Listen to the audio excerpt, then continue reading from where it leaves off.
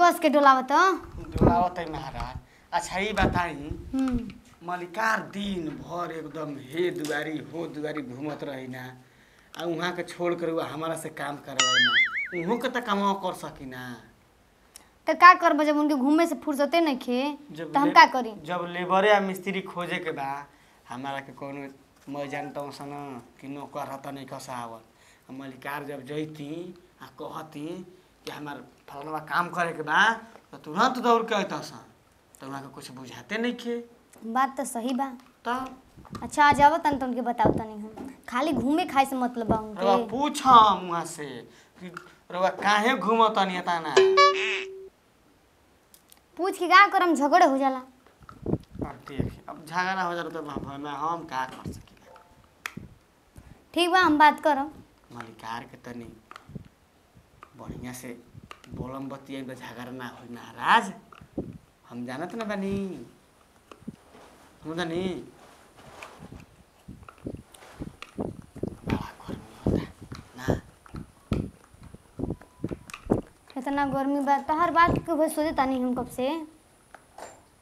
कि दिन भर यहाँ मने घूमत रहे ना कोनो काम धंधा नहीं के आ घरों को टेंशन नहीं खे दूसरे घर गोर तना खाली जाए जाके रउआ चलते खाली रउआ चलते रउआ में कमी बा रउआ अगर चाह जाए न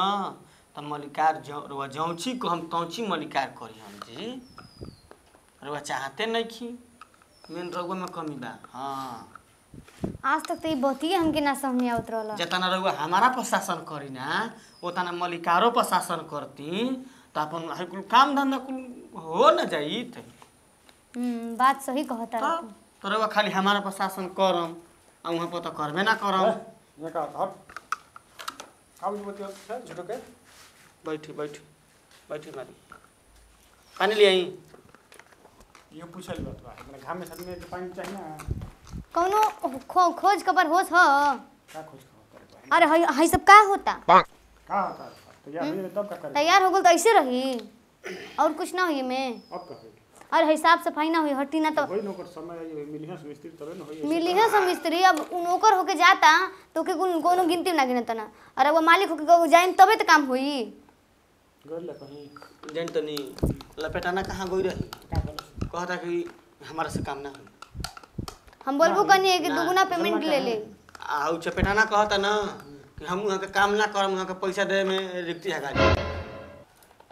कौन कहता चपेटाना चपेटाना आउ चपेटाना तो सारा हाँ मैं पैसा ले नहीं खे अब तो उहे ना जानी मुझे हम तो मैं पैसा ले ली ना अपन हां तब फिर तो वो कहता कि हमारे पैसा से वहाँ के टाइम से ना दिन हम उनकर काम ना करम तो हम चले हैं तो कैसे का होई तो अब रेगुलर पड़ जाई नहीं आई तो तू कर सके तो इतना हेल्दी नौकर कहां नहीं दिले ये महाराज का करम पैसा नहीं ये बेचारा के जान ले अब जान जाला बोल सुते कहला जो तनी आराम करे तब तो कोई ना कहले बिना अभी काम करो। अच्छा ये बताई भैंस गरु चरवाही करे खातिर हमके पैसा देता नहीं कि हई कुल काम करे खातिर घर पैसा के काम नौकर मतलब घर के काम। हाँ तो हम मैं काम करम अभी वो घरे के काम है बहरी कर देबे तो तोर काम ना होई घर के अंदर काम करे कहला घर के अंदर काम करे पड़ी हां गाय भैंस और खराब जो बाकी रही तू कहने के बोलते का हम बोली